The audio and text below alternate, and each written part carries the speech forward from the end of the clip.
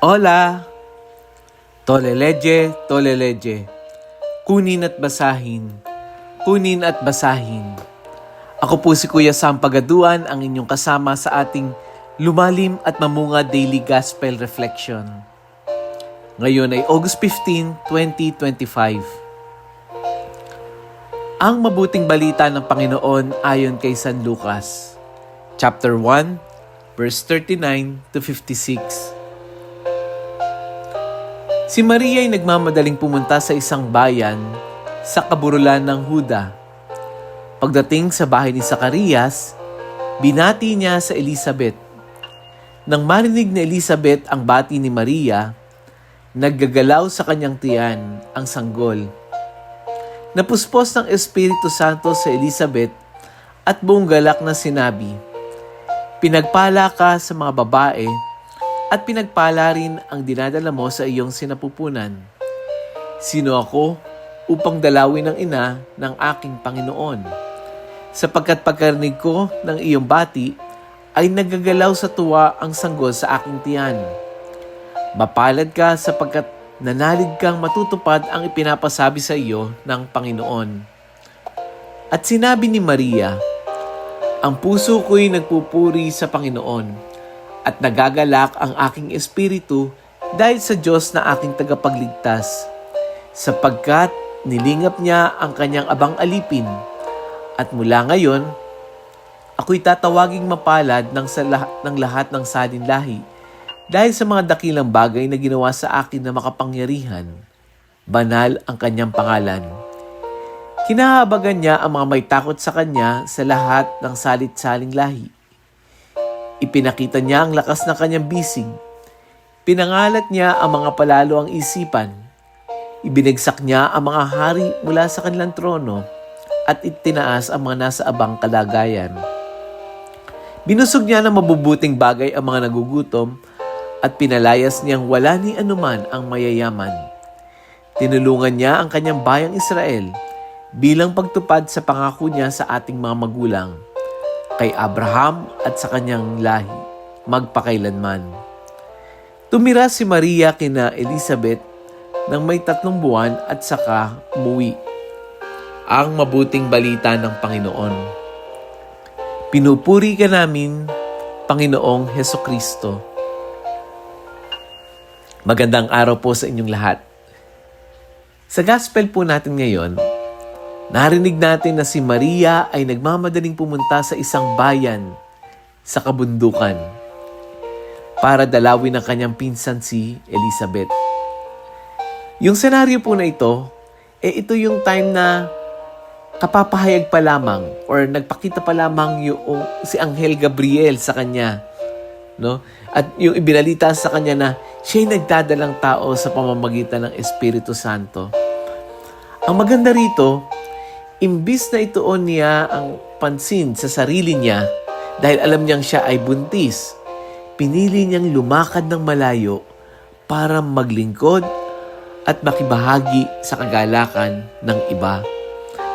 Nang marinig ni Elizabeth ang pagbati ni Maria, napuno siya ng Espiritu Santo at naramdaman ang sanggol sa kanyang sinapupunang si Juan Bautista yung galak.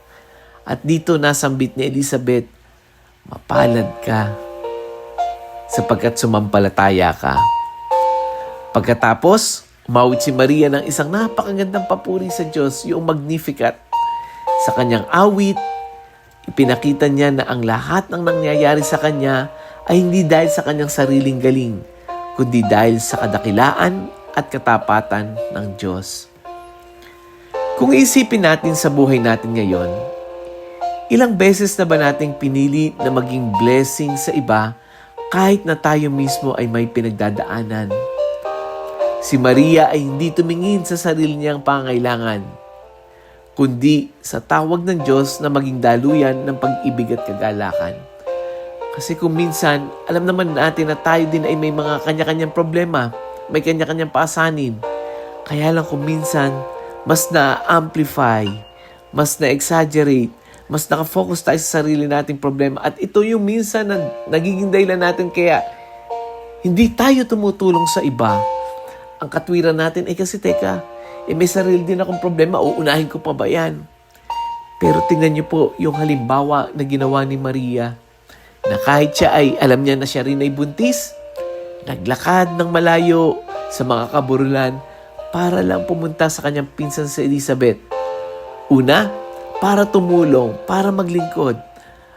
Pangalawa, para makigalak sa kanya.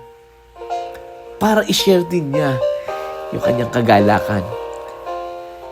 Madalas kasi, kapag may problema, ang inuuna lagi natin yung ating sarili. Pero si Maria, pinili niya yung kabaliktaran. Tumugon siya sa tawag ng paglilingkod. Ngayon pong araw na ito, paano natin ito maisa sa buhay? Una, magdala tayo ng kahit na maliit na tulong o pasalubong sa isang tao na alam mong nangangailangan ng konting saya o pag-asa. Yung bang maalala man lamang natin sila, malaking kagalakan na yon. Konting pasalubong. Yung kahit na maliit na bagay lang, yung bang ma-realize lang na, naaalala ko. Pangalawa, ibahagi ang pasasalamat natin sa Diyos. Si Maria, gumawa siya ng piyat. Tayo mag-journal tayo for the whole day. Ano kaya yung pasasalamat natin sa Diyos? At syempre, pangatlo, magdasal para sa iba. Lalo na sa mga taong may mabigat na pinagdadaanan. Let us pray. Panginoon, salamat sa halimbawa ni Maria na nagtuturo sa amin kung paano maglingkod ng may kagalakan kahit may sariling pinagdaraanan. Turuan mo kaming maging sensitive sa pangangailangan ng aming kapwa at magtiwala sa iyong plano sa aming buhay. Tulungan mo kaming maging mapagpakumbaba at laging mapagpasalamat. Ito ang aming dalangin sa pamamagitan ni Kristo ang aming Panginoon. Amen. Kagaya ni Maria, ibahagi din natin yung audio gospel na ito sa ibang tao, sa ating mga kapamilya, kaibigan, ka-office mate, classmate, mga ka-group chat.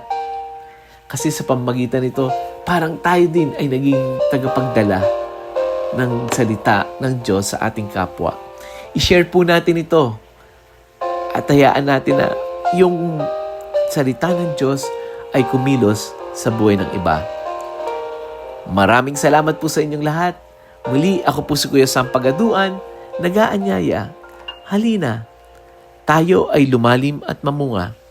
Lumalim sa pananampalataya at mamunga na mabuting gawa. God bless us all.